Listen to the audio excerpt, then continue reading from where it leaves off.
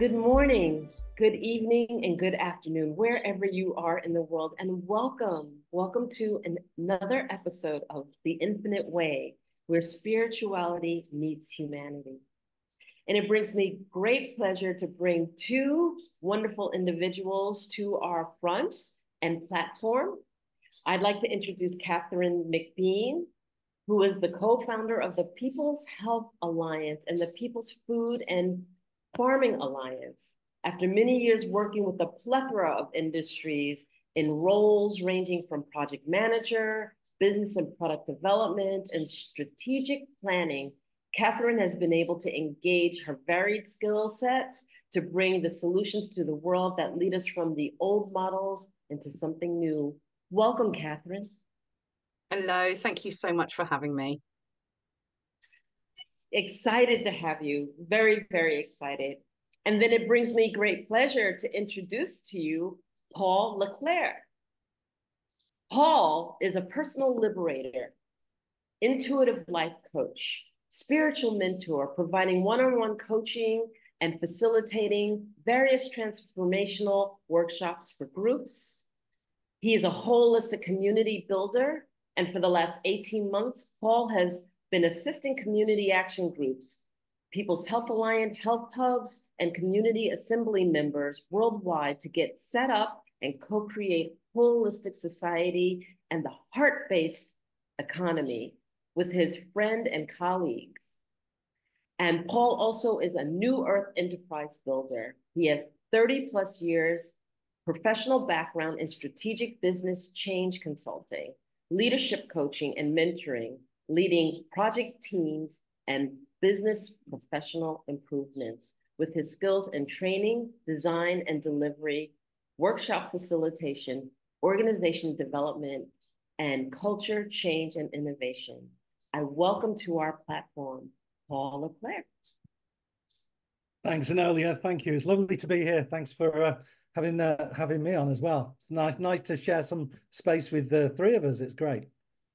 It absolutely is. And I thought about that opening concept. What is that big opening statement that we're going to use? And I really want to just step back and ask maybe Katherine or yourself, Paul, define 5D.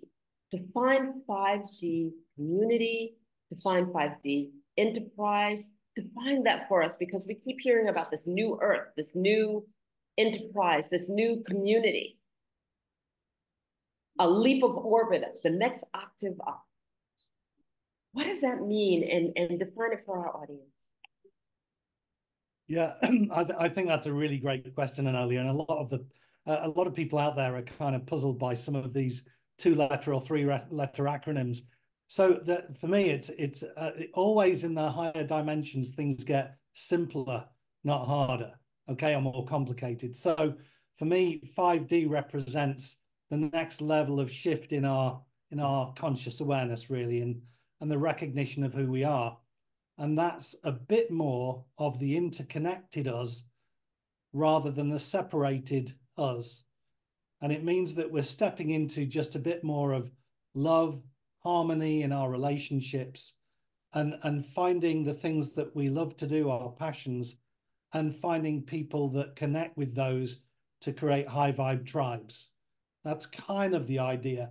And it's leaving behind, maybe some people might recognize it for what it isn't more than what it is leaving behind some of the things like the ego trips, the power plays, the getting one over on another, the competition, the scarcity, the lack, and those things that keep us separated from each other and separated from nature and the world around us. So we're really moving into a higher version of ourselves where we're seeking to perhaps operate with more flow and grace and ease and connection with nature and the people around us that's meaningful, that's more purpose-driven and more abundant, rather than perhaps being square pegs in round holes or doing work that we don't want to do, but we need to earn money to get by. So those are some of the qualities. I don't know, you got anything, Katherine, to do that? I said that was I think supposed to you be just simple, but I think you covered that beautifully. For me, it really is from going from old models that serve individuals without looking at our communities as a whole and realigning our focus to not just focus on what we need as individuals, but very much what we can do to support and serve the communities around us, with equilibrium, with kindness, and with a shift away from things like profit, ego, personal achievement. Outside of that, what is there, what's more important? And it's allowing us to understand that we don't have to remain in the models of old. And what's happening here is the birthing of something very, very new and very, very exciting and very, very dynamic, that will impact everyone's lives positively. For me, that's how I perceive it to be. Beautiful. And will you, Katherine, share with us what is your vision for this 5D model? Lay it out for us so that we have something to grasp onto and to really taste it in our palate the way you and visualize it. So for me personally, I sort of understood some years ago that in order to move away from the models of old, we have to almost do the opposite. So for me, everything that we've built, be it the People's Health Alliance, People Food and Farming Alliance, the other things that are going on out there that are similar, is a model that decentralizes. It takes the power from the hands of those who believe they have it into more the individual and their community. So all of these models decentralize. And what we have to look at is we're moving into a space, as we've said, where things are going to have a different priority. What we do, how we serve our communities, how that works will become a greater priority in our lives, I think, based on what we've learned. We've become very, very reliant on the nanny state. The government will sort it out. Everything will be done for us. We don't have to worry. Just go around, work your socks off in jobs you don't like, pay your bills, come home, do the monotony, sit in front of a screen, and lo and behold, you're back into it tomorrow. So what we're learning as we become aware of things, as we all go through this awakening kind of process, is that actually a lot of people are finding it very, very difficult now, as their integrity shifted, as they become more aware of their own ego and how they want to reconcile their position, that actually the jobs that they work in don't necessarily serve them. The companies they work for are entirely profit driven. There isn't anything outside of that that's important to them. And it's us recognizing where this is going, where this is going to be in a few years' time, where this could be in 6 months' time, in terms of the shift for humanity, the shift in our focus, the shift in our priorities and our integrity. And so for me, 5D Enterprise is about supporting new and established businesses to go from that profit-driven model, that one that is just so cliched and obvious to us now as being one that doesn't serve humanity overall, to one that does, one that is no longer just purely focused on the profit-driven model. It's very much focused on what can we do to integrate with our community, to serve our community, to support the workers that come to us. How can we fulfill them and work with them? Because we all know what it's like. If you're in a job you don't like, the chances are you're not being 100% productive. You're not fulfilling your own desires, your own needs and wishes and creative energy and satisfaction, fulfillment, all of those things. There's so many people out there who are in roles that they're literally there to pay the bills. They don't really care in a passionate way about their jobs. And what we want to do is create business models and structure, for want of a better word, that leans more into the 5D, i.e., this business is here, we want to make a profit. Heck yeah, we all need to make a profit. But actually, how do our employees feel? Are they being fulfilled in their jobs? Can we increase their productivity by working with them to adjust or amend their roles to suit their needs more?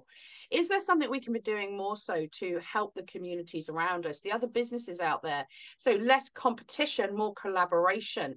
And what can we do above and beyond what we're doing to ensure that our communities are supported far better than they're being now from a more holistic mindset?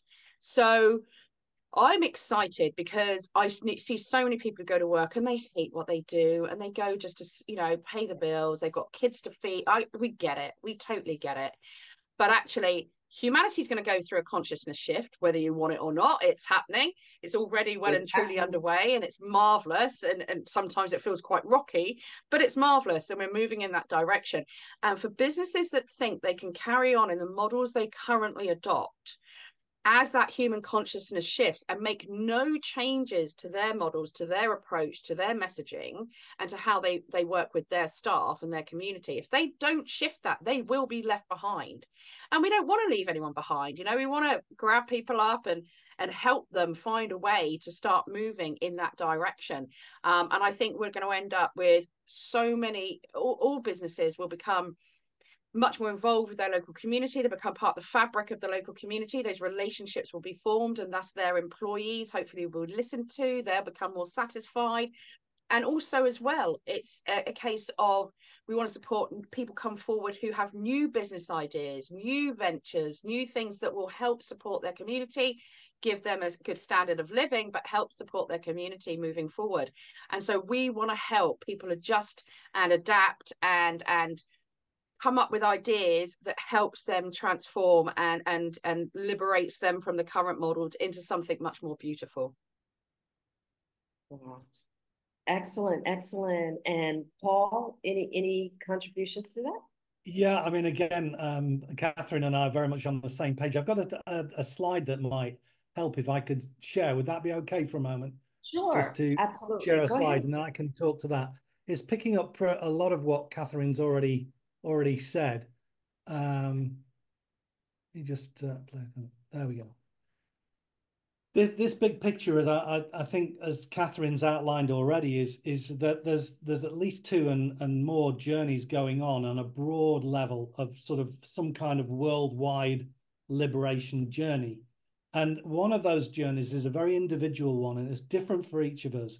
We're at different parts of this evolutionary or awakening process in a way, but it's an inside-out process that comes to us in different ways through different events, circumstances, or internal aha moments. You know, when you're in the shower, in the bath, or walking in nature, wherever those aha moments happen for you. So this top line is really talking to the individual liberation journey, which is reclaiming some of what we believe your true power and authority is. So again, not having the spoon feeding and dependency on the state for various things, but also liberating another level of your awareness, another level of your consciousness, and another level of who you really are inside and who you're becoming. And there's lots of things happening in the outside world that are prompting, prodding, and sometimes pushing people into these new levels of awareness. And we've seen that particularly over the last 3 years, although many people have been working on this process for decades. The second and the middle line is the holistic community building that we're seeing happening. And this is why it's so amazing that Katherine is here and can share about the PHA and the People's Health Alliance, the People's Food and Farming Alliance. There's community groups growing, literally springing up. I was going to say growing everywhere. That was a bit of a pun for the PFFA, I think. So there's groups happening on all kinds of interests all over the world. And they're starting to come together in their high vibe tribes, looking to do things with a new sense of purpose and passion. And this almost their joyful contributions are co-creating the new earth. That's it. That's their energy, is co-creating and building the new earth when they come together. And it's about harmonious and positive living environments and cultures and values. So maybe it's a return to some of the old community values that many people, or the parents or the grandparents might remember, you know, in the 50s, the 60s, where people didn't have much after the, you know, the sort of the impact of World War II, but they had each other and they knew what that was worth. And I think a lot of our communities have been pushed into little isolated or separated groups, almost as if by design, and not quite that way, but we've become very kind of isolated in a way, especially technology coming in as well, that keeps us on a computer all day long, you know, guilty. But when do we go and actually meet other people? So there's a community journey involved in this as well, to find the people that you're really aligned with and passionate about the same things, and start building new stuff. And then this third sort of line at the bottom is really the business aspects, where what we see largely at the moment is still a working culture of competition and scarcity, and perhaps, you know, market share and making money being the prime focus. And, you know, that money gets divvied up to the shareholders, who are the most important people in the business, for funding it, instead of turning that upside down and saying the most important people in the organization, the people that are actually providing services to the clients and to the customers. So we're seeing a lot of blind spots and missing information that isn't getting into the business narrative space or even the strategic planning processes. And almost the blind spots are anything to do with the above parts of this picture. There's not really a comprehension of the holistic community building that's going on at the scale it's happening. And there's not really a comprehension of the changes of people's awareness and consciousness that is going to potentially take the business world by surprise when people have a choice whether they want to go to work or not, and it's not just about the money. Then how many people would rock up to work on a Monday morning? And, you know, that question for HR directors, HR managers, or managing directors, CEOs, that's a very important question. And I don't see many companies shifting their focus to create a positive, lasting legacy for mankind as part of their mission statement. You know, some are, and some already have and led the way, but there's missing pieces there on a lot of sectors and industries. So I think the 5D, what is 5D, is kind of like what's at the end of the rainbow for all those three journeys. That's the short answer with a picture to help, is there's something at the end of this. What happens when you've reclaimed your true power and authority as a man or a woman, boy or a girl? What happens when you've created within you this new level of conscious awareness? You see things differently. You're looking at connections differently. Everything in the world looks different because it's as if you're looking at things through a new pair of eyes. And for the community building side as well, when you get in together with people who are really having fun and love what they're doing, that ain't work anymore, is it? That's just fun, having fun together. So the idea of slogging away at work is dissolving into the idea of how do we have fun creating some cool stuff that people need and want, or helps the world in some way. So, and then the business, of course, is a way of enabling that to happen by creating particular products and services that are going to light people up and create a positive difference. There you go. There's my long answer.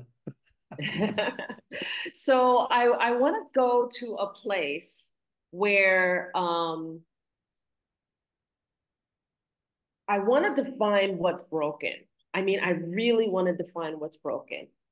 And I agree with you in terms of when we look at businesses, okay, we have corporations, and then somewhere along the line, and I remember actually seeing it when the corporations were allowed to monopolize. So that there was the one paradigm shift. They were allowed to monopolize. So then they started taking over everything. The second fundamental piece that took place that broke the system was that corporations were then looked at as like an individual. They had the rights of an individual.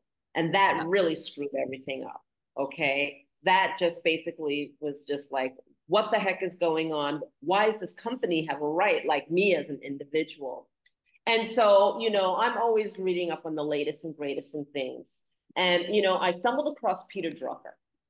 And he basically is trying to pull together the next level management. And I don't know if this is the next level management or not. And I would love your thoughts about it. However, what he said is that we are commoditizing everything, and that these between the corporations having the fundamental rights as an individual, their main focus on our products and services, and these products and services, almost like the product has a right and the service has a right. And that the next level management isn't based on products and services and delivering products and services, but it's really based on knowledge management. And then the fact that knowledge management and the focus on knowledge and the focus on managing that knowledge is where we need to be as a next level management. How is that bringing us to a next level management 5D of where possibly your vision is, and is he on target, and is that the right direction to go, or is he missing is he missing the point, because he's training hundreds and hundreds and millions of people to think this way, saying this is the next level 5D way of looking at corporations and how businesses need to change in order to grasp the changes that are taking place for the paradigm shift of the next level 5D holistic way of thinking. And that we have to focus on the people and the knowledge that they hold and the knowledge management that comes on board versus the products and commodities, et cetera, et cetera, et cetera. What are your thoughts around that? Yeah, that's a great. I'll pass to you first. Yeah. I mean, I've Peter Drucker has been going such a while. I mean, when I was 20 years ago, or the more that Peter Drucker's, I can't remember the name of the book now, but that was being passed around as one of the the leading edge texts. I totally agree with you in terms of what you started with, in terms of monopolies, money first being the driver, which really changed things. The people factors became secondary to profitability. That was where things started to really go quite seriously wrong. And then corporations acting as if they're having the rights of individual beings. I couldn't agree more. This is the taking over of the, if you like, the maritime laws and commercial law. That's almost the lowest level when you look at what we're supposed to have as our own innate power and divine power and natural law and even common law. So those things flipped around. But ultimately, I think you're describing the difference, or I would say, between the head and the heart leading the show. What knowledge management suggests is a head-based process that is all about what you know or what you learn, or the intellectual value of things and thinking things through. And of course, on the wider picture, the bigger scale, that doesn't really exist in the business school thinking or some of the main management consultancies, is that there's a rise of the divine feminine energy going on here that's pretty sort of unstoppable. And when you know what you kind of unmissable if you know what you're looking for. But it seems like there's still a lot of the blinkers. I see this on my LinkedIn feed. I've been in LinkedIn for many years, and I've got contacts in the business world, and it's the same stuff seems to be coming up again and again, just rehashed from things I was talking about and putting in place 25 years ago. So there's a limitation of where the mind can take you. But when you actually shift to love being the driving force instead of knowledge, then you start to create a whole lot of connections it's almost a bit like the male and the female models of creation. The male's very direction and focus, and what do we need to know? Let's go that way. And we're directing. It's built in our physiology. We've got pointy bits. You know what I mean? And then the female side of things is about the connection, taking people with you, the intuition, the just knowing that. And it's not about knowledge. There's a difference between knowledge and knowing. It's about just knowing, intuiting, insightfulness.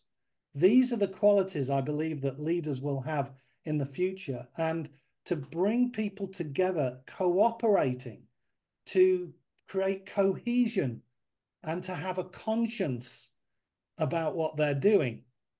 We're not talking about here in any way the World Economic Forum agenda or model of leadership. Right. That is not what we're talking about. In fact, some of the quotes I'm hearing from them, like, humanity will be reduced to hackable animals with no soul or consciousness. That is the opposite end of the scale to what we're talking about here.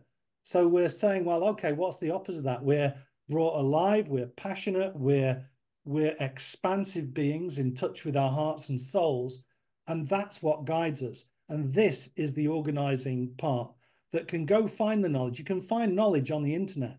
We can have technology to assist us with knowledge.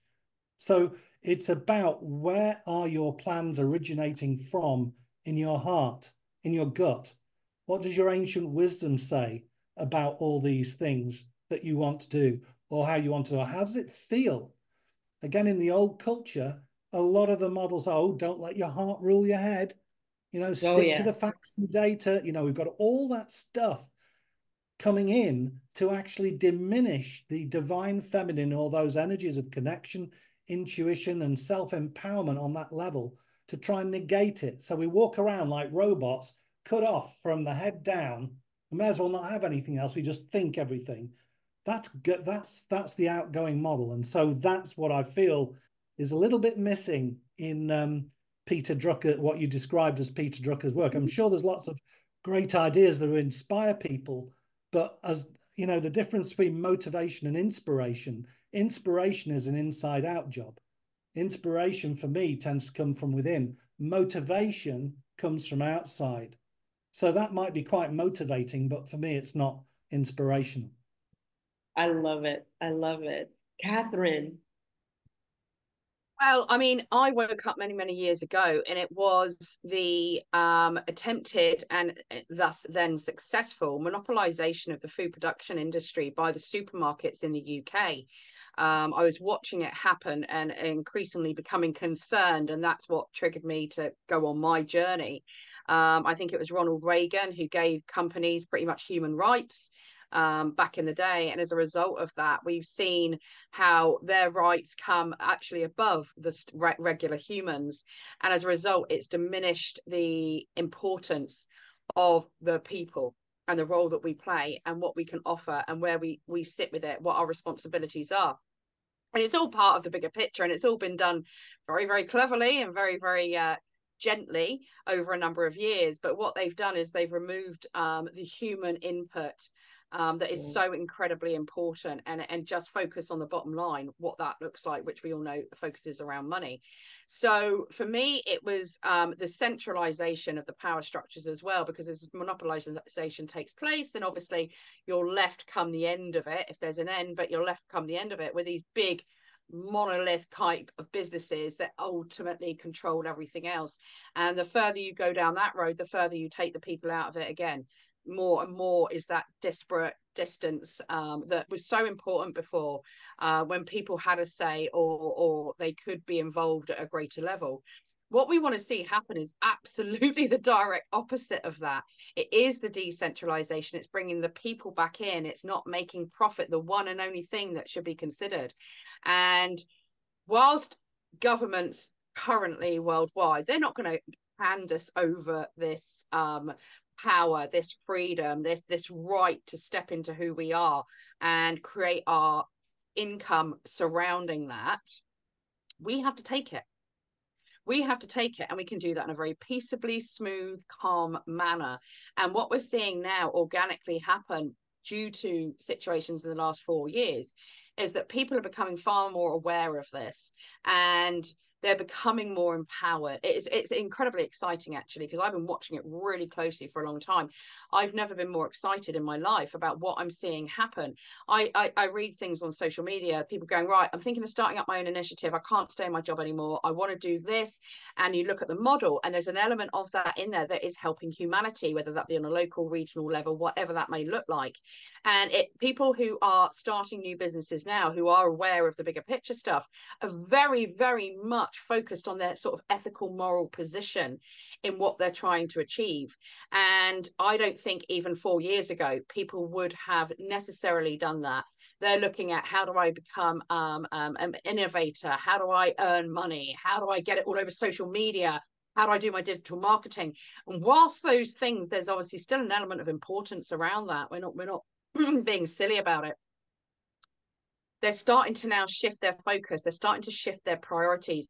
And what we want to do is ensure that any businesses out there who suddenly go, oh, hang on a minute, everything's changing. What do I do? What do I do? They're not alone. We're going to be there. We're going to help them work through that, find ways to maneuver and change their models so that they can move into the 5D with their current business, but it looks a little bit different. Their employees will hopefully be so much more satisfied, so much more fulfilled as a result of any shifts and changes that they can make with our support. And also the community. So it's not just the employees, it's not just the consumers and customers, but the community as well. And it's an incredibly exciting time because I've never seen numbers like it, Anolia, and I really want to see a whole lot more come. And they will, because I don't think there's any going back from here. There's not. There's far too many of us that have gone on this journey. Our consciousness is rising. We're coming together. We're connecting at a different level than we have done in donkey's years. And the bad guys don't stand a chance up against that. And we all know, we don't even have to talk about it in detail. We all know that that highest vibration, that highest, if you like, frequency, for want of a better word, is love. So people are starting to understand that, and they understand actually that they can ripple that out of themselves energetically. If they go into things with love, others will feel it, others will be attracted to it, others will be drawn to it, because it is so high and it is so positive and it is so warm. And if you can create an environment for that is led by that level of vibration and frequency, if you can create a working environment for that, can you imagine what those employees will feel, and how excited they'll be, and how much more they'll give, and how fulfilled they'll be, you know? And as a result, that business will no doubt do incredibly well moving forward. So we can take the models of old, where it went horribly wrong by this centralization, this monopolization, this focus purely on the bottom line, the money situation, and we can almost invert it and do the absolute opposite, which is where we are going as a species. I think it is where we're going as humanity, into this place which is more focused on love, more focused on others, more focused on cohesion and coordination and collaboration. And those models of old will dissipate. So, I mean, it's up to businesses out there. We're not here to tell people what to do, but we're here should people need support. And I can honestly say, hand on heart, having monitored this for 25 years, if businesses out there don't start looking at this and adopting some changes, start moving this direction, I think very soon they'll be left behind, which would be a real shame. And we'd love to help people through that journey. So I think you're going to be helping them through that journey and a lot others, because there are other people who are like hammering a nail into the paradigm and cracking it at its very core. So I'm going to share just a little story of what I just learned. And actually it happened in your town, Katherine. So there's an actor, an American actor called Terrence Howard, and he basically just addressed Oxford University. And what he addressed them with is that he basically said that the fundamental basic math that we were using is wrong, right? That 1 times 1 is not equal to 1, that 1 times 1 is equal to 2, okay? And people would be like, okay, what's the big deal about that? 1 times 1 equals 2. Okay, so, you know, you're challenging the whole academic scenario. But if you really step back and think about the implication of what he's saying, he not only challenged that, he challenged Euclidean geometry, he challenged how we're looking at the flower of life, and you know, that's one of the oldest symbols in the world that we're looking at in a 2D model, and you need to look at it in a 3D model, and introduce something called the Turian wave theory. Okay, but that's beside the point. And I'm a math major, so I get excited about this kind of stuff. But the reason that he talked about that is that he said, think about it in terms of your money. If you're saying 1 times 1 equals 1, so then the bank is justified for basically saying, oh, penny times a penny is a 0.001 penny, or a penny. I don't owe you 2, right? And if you think about that, right, even from that basic level and multiply that across the board, right? Our whole financial system and how we think about this is wrong. So when he challenged those students in Oxford University to take a look at this and see how we're wrong, and that like when you're using basic math and you're using that 1 times 1 equals 1, that's wrong. So when you're using it other places within the mathematical theorems and calculations that you're doing, if we were an intergalactic or interstellar people, we'd be off. We couldn't do the travels because our basic math is wrong. And so he just challenged across the board everything. And to me, that was a hammer right in the middle of the paradigm to break it. How are businesses going to react? How are the banks going to react? You know, how are people appalled? What does it take to wake us up to say that, okay, here we go again. We have somebody who's there, he's tapped in. I mean, if you saw this interview, you know that the Einsteins of the world roll around once every 100 or so years. And they picked a young man who's an actor out of the streets of Ohio to bring forward some information that changes the course course of humanity. Because I read the books, I did the homework, and I'm thinking, holy crap, do people realize what just took place? And I look at this and I go, okay, we need to move into a 5D model. What does it take to get people to wake up? Do we need another hammer and a crack in the paradigm? And what does that look like? You know, what are your thoughts? Well, and I know I said no, it's fine. I haven't come across that, so I'd be interested in looking at that more. I'm just now thinking, oh wow, okay, that's a lot. I need to go away and absorb that and process that. But in terms of this kind of paradigm shift and people waking up, I personally think it's happening organically. Again, I look at where we were 4 years ago, 3 years ago, 2 years ago, so on and so forth. I do believe we've just gone through a second, third large awakening, and I think that's going to continue. And in all honesty, I predict that by the end of the year, the majority are going to have their heads wrapped around at least the basic level of this. Now, I've seen what's happened happen organically. I might have had to, kind of bring the models to the fore and talk about them and get them in front of people and help motivate them to realize their own power and what they can achieve coming together at community level as well as individually. And it's just happened. In 2 years, for example, with PHA, we've got 70 health hub groups across the UK. We're in, I think, 23 countries now that are trying to open hubs. I think several of them already have. And that's in under 2 years on no budget.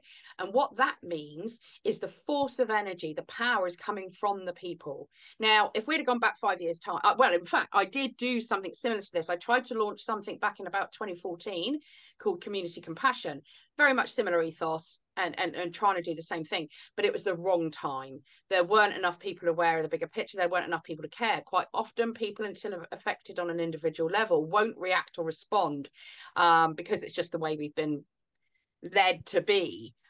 We've become very insular. We've become very focused on the self and not so much on looking outside of that. What we're seeing happen now is phenomenal. I mean, there's no other word to describe it. It is so exciting. And people are waking up at a rate of knots. This will continue. And it will, if anything, it will speed up. And as a result of that, people are going to stop. And once they process, they've gone through what I call the grieving process, because I think part of the awakening does feel that like that for a lot of people. Once they've come through that, what we then need to have is things like these hub groups ready to catch them so they don't fall, to kind of hold their hand through the initial part. But then once they're recovering, they're going to start thinking, okay, what can I do? How can I change my life? What can I give back to my community? And we're seeing this happen now, but I personally see it just getting bigger and bigger and bigger and bigger. And I think all of this will happen naturally. But I also believe that it's important that as people awaken and they see the old crumbling, that they understand there are foundations of new things there. So there's no panic, there's no fluster, there's no, oh my God, it's all gone, what next? It's a case of, hang on a minute, we've got some roadmaps in place, we've got some foundations in place, we can all come together to build on those, and it will happen. But by putting these things in place like PHA, PFFA, the 5D enterprise, what we're doing is just showing those foundations and a starting point for people to move off from, because they don't quite know where to go from here. It's like, well, okay, I've got this energy, I've woken up, I realized things are crap the way they were. How do I make a difference? And so these groups, these organizations, these enterprises and initiatives that are popping up everywhere, these will be what help guide people forward.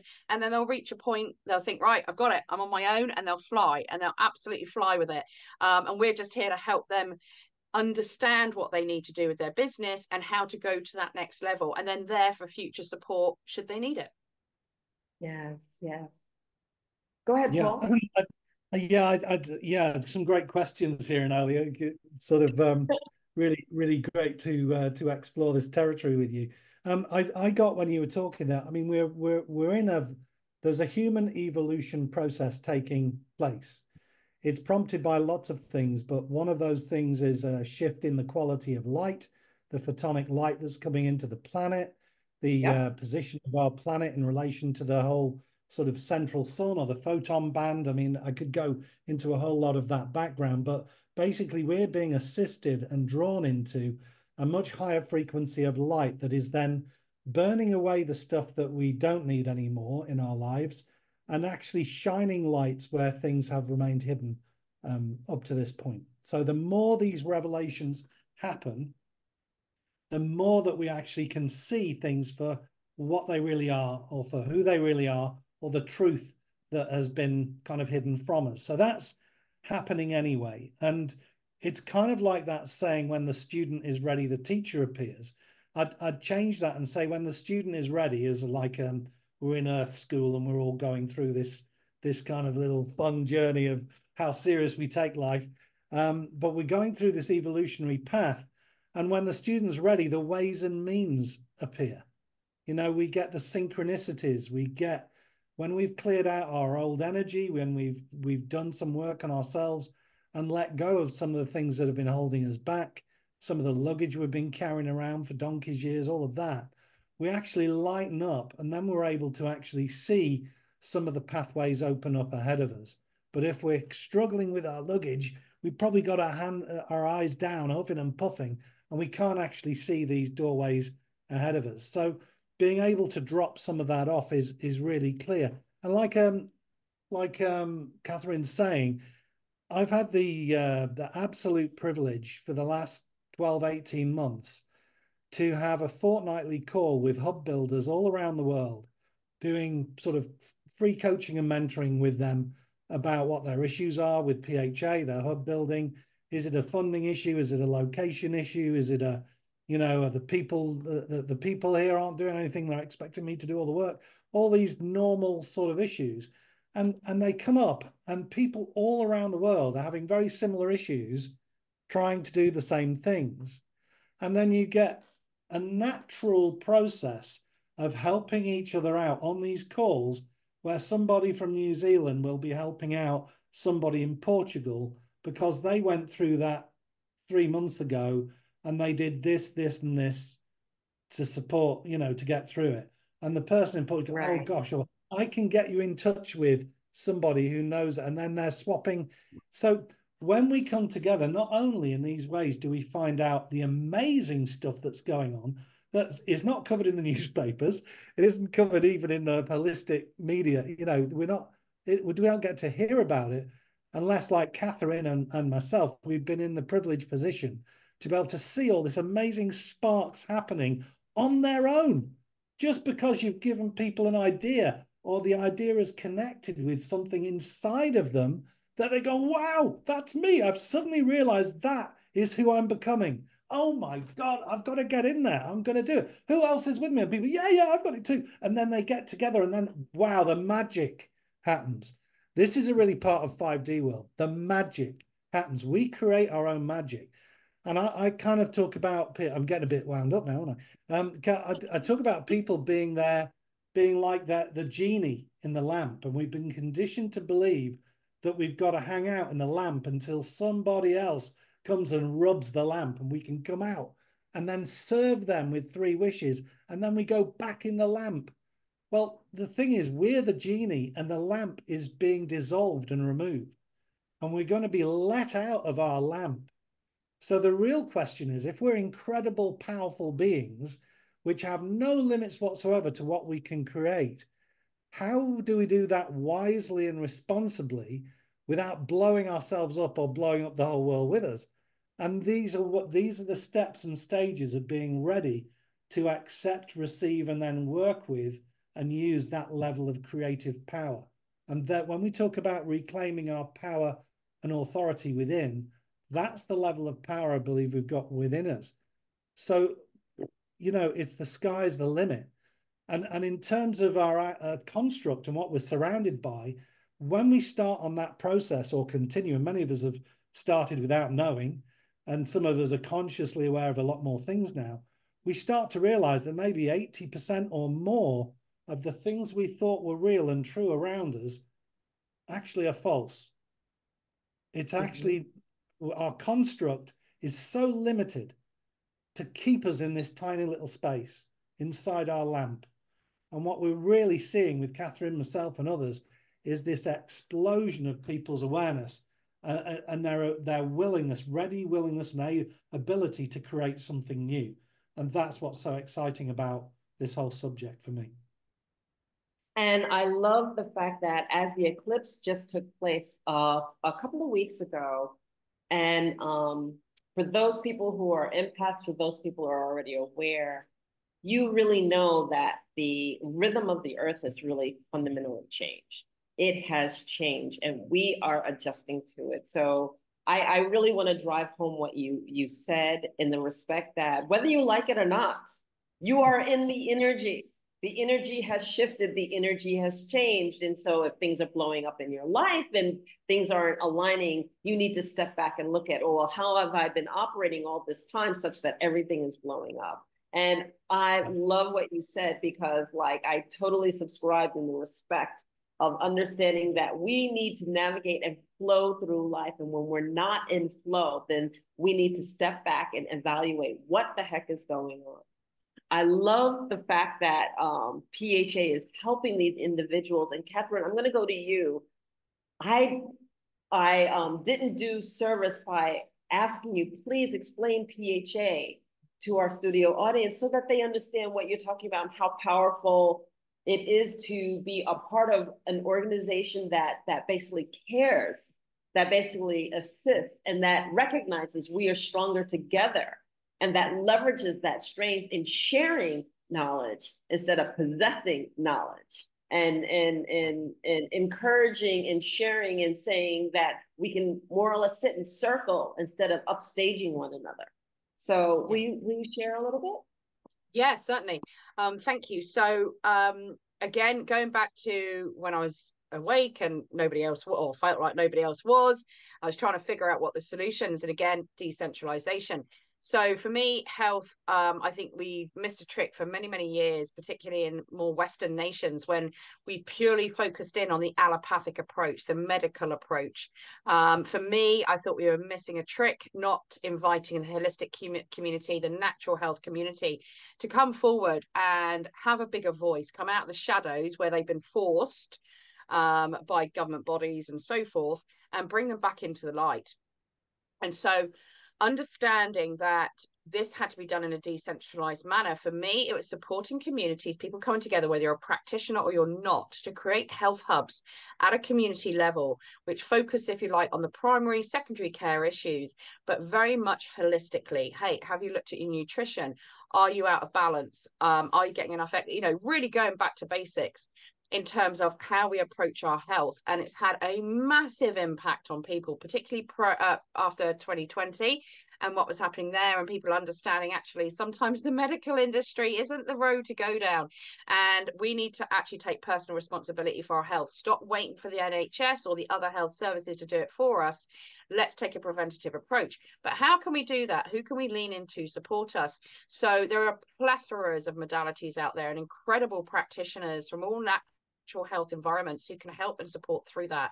So what we've got now is sort of about 70 hub groups, health hub groups across the UK, opening up health hubs in their area with a number of different practitioners involved on holding workshops, educational meetings, one-to-ones. We might try and it's set up so that those that are in a poverty or low income situation are still able to access these practitioners. But what we've done, if you like, at PHA Core is throw the power up to the people. It's not for us to dictate what that looks like. Yes, we've got a handful of principles we like people to work with that are really important to us, but it's over to the community to decide what they need. And this was the original, and still is, the ethos. So people understand, hey, I can do this. I can set this up for my community. I can step into my power. There's nothing to stop me doing that at all. And it's drawn like-minded people together. So they're coming from approach, again, one for what is best for our community, not what's best for me as an individual. What do I need? What do I want to get out of this? It's kind of, yes, we'd have to address the I, and we have to address our own concerns, but very much focus on the community as a whole. And because of this ethos and this approach, it was taken up like wildfire. And like I say, we're in a number of different countries now where people's health systems are not truly supporting them, and they're looking for something different. But rather than sitting back and relying on central government or even local government to make that happen, people are doing it for themselves. I then set up the People's Food and Farming Alliance, very similar principles about decentralizing what's a very controlled, centralized food production system in the UK. And I know a lot of other countries are in the same situation. And I know a lot of the food that is produced for us is not healthy. And we have to raise awareness of what true healthy food looks like. We need to increase the numbers of farmers and producers that work independently, certainly at a localized level, as well as the processors, but very much bring the consumers, bring the people into this conversation. Allow them to help set up routes to market for farmers. Allow them to set up growing groups at community level or community farms.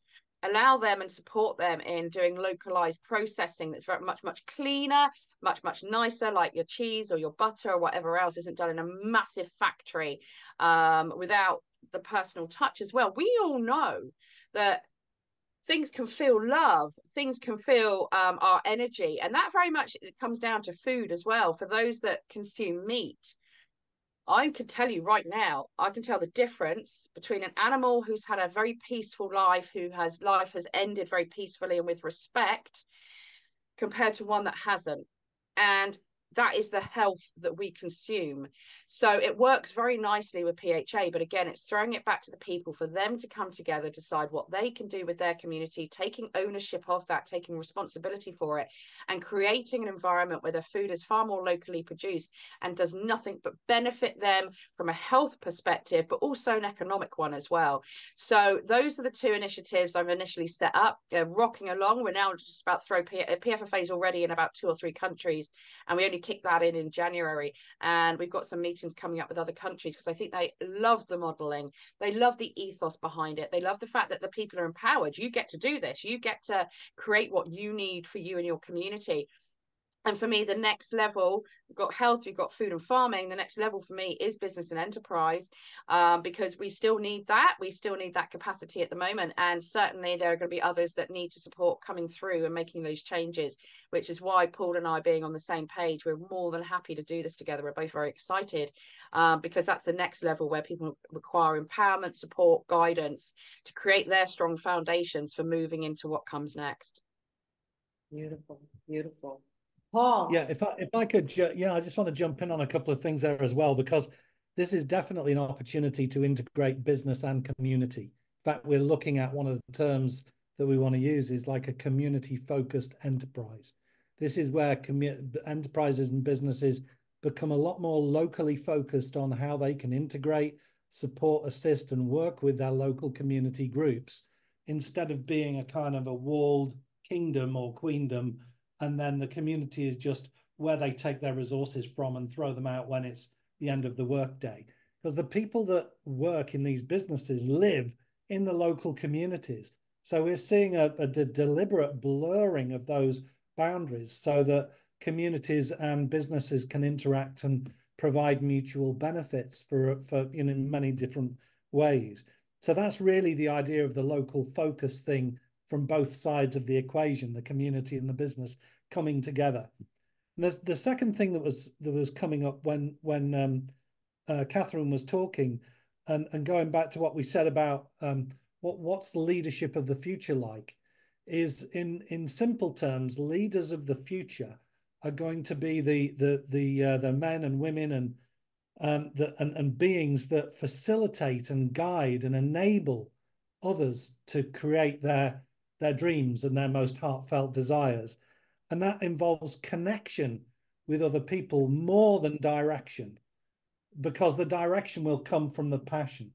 So you can see the male and female models here. So this is about a connection, and it's joining the dots that unite everybody. That's really what unity consciousness is about in simple terms, joining the dots. And that's contrasted to the management sort of models where you teach somebody something and it's skills acquisition.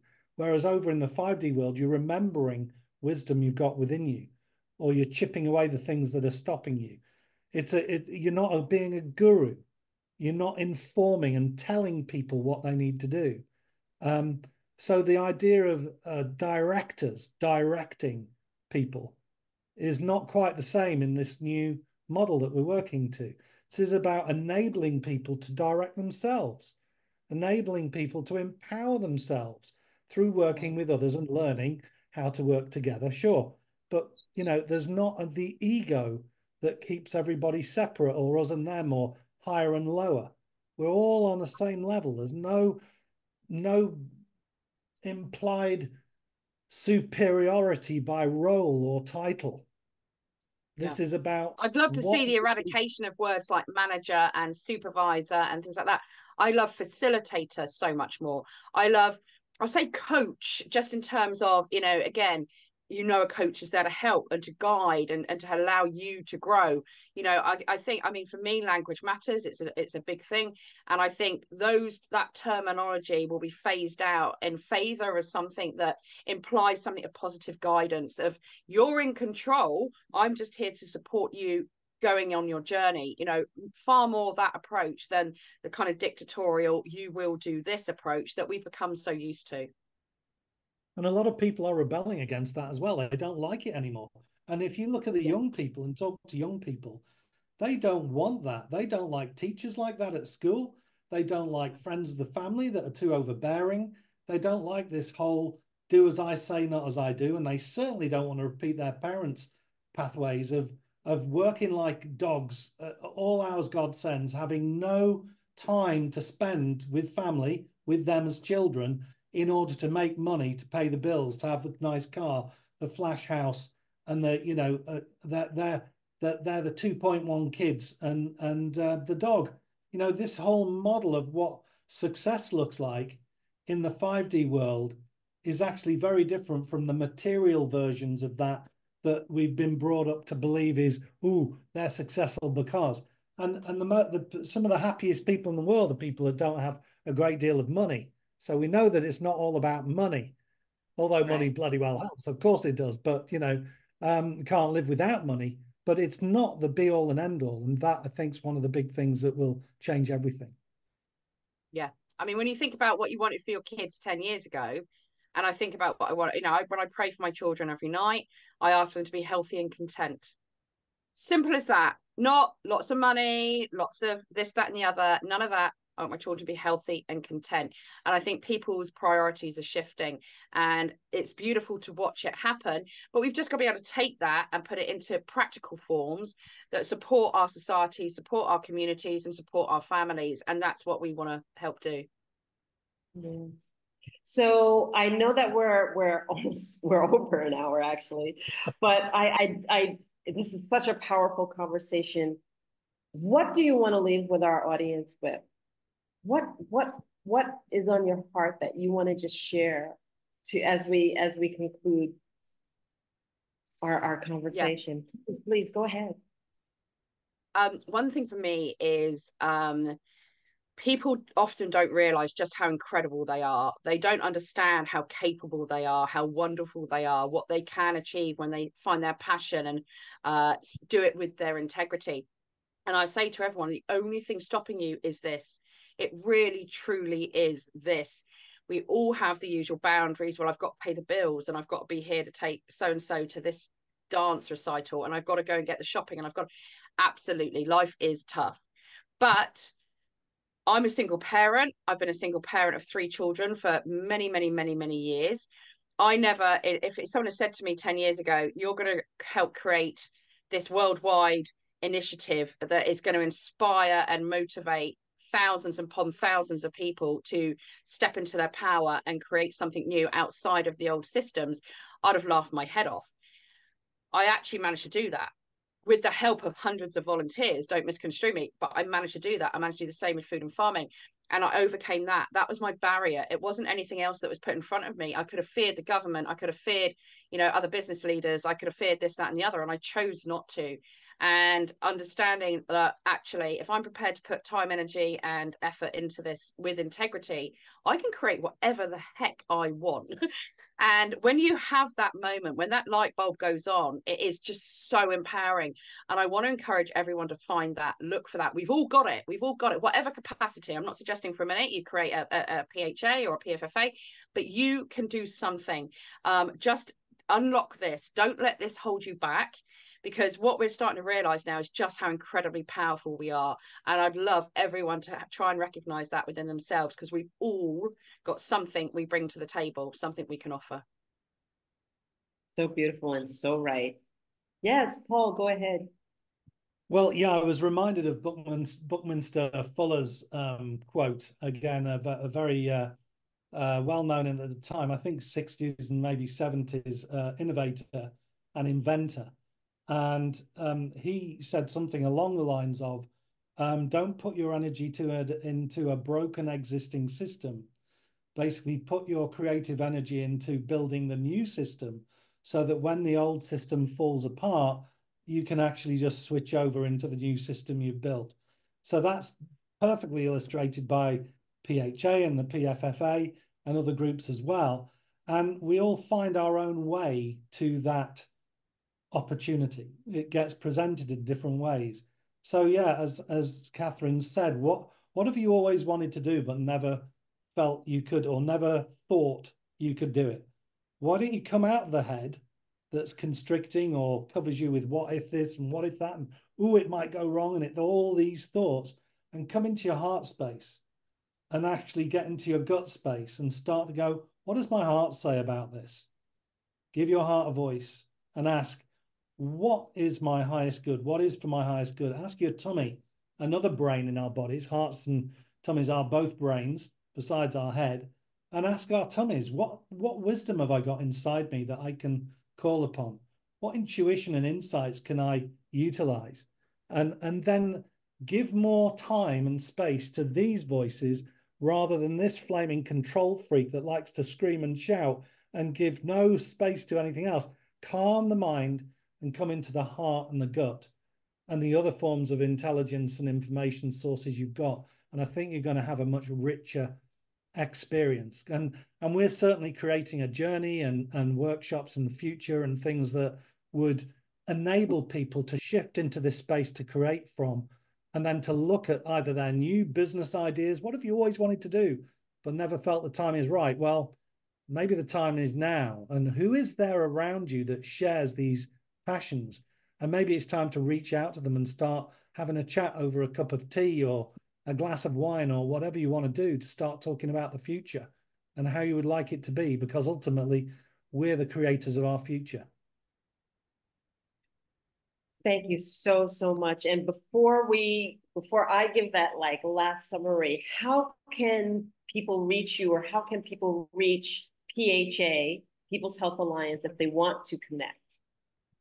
Okay, so both PHA and PFFA have their own websites. It's the-pha.org or the-pffa.org. You can go on there, contact forms if you want to contact us directly, but you'll also find a plethora of information, supporting materials in you creating your own hub, things that we've done, loads and loads and loads of information on all of it. So do get involved, do find your local hub. It's all on there. If you're a new country, you want to get involved, reach out. We will help you, whether that's PFFA or PHA. Just go and have a look at the websites and then come to us and we'll give you all the support we can.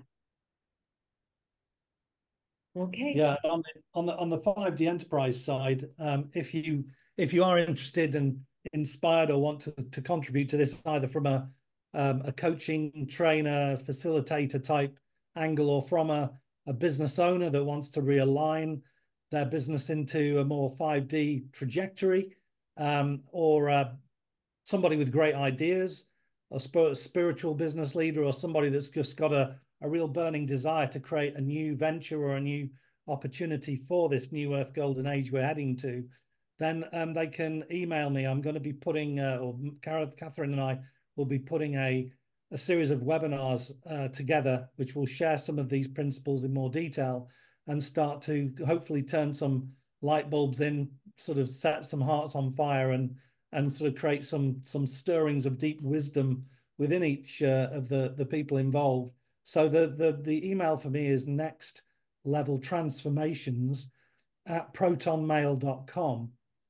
And the website for some of this broader work is nextleveltransformations.com. So those are the contacts for that. I can't thank you enough. And one of the things that I want to leave here as I sat back and I've listened and asked the questions is that I want to leave you with this. It's time to wake up. It's time to wake up.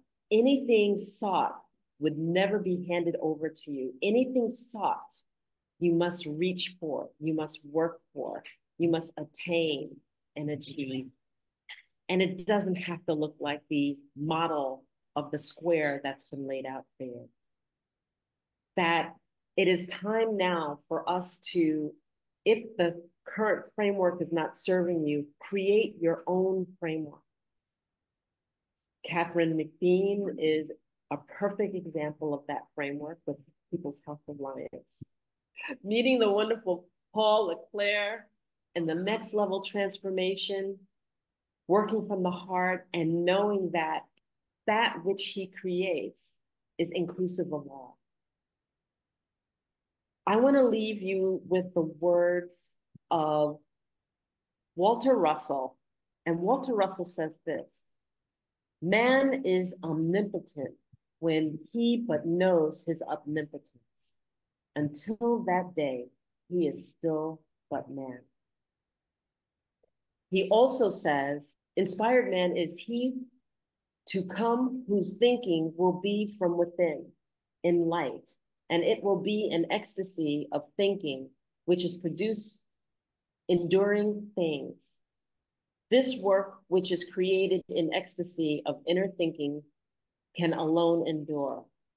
Light is the universal language in which the creator concept is plainly written. Think about it. Thank you. This has been another episode of The Infinite Way, where spirituality meets humanity. I want to thank our guests, Katherine Macbean and Paul Clere. Thank you so, so much. Thank you. You're very, very welcome. Thank you. Thank you very much. And if you like this episode, hit like, subscribe. And this has been another episode of The Infinite Way, where spirituality meets humanity. Thank you all.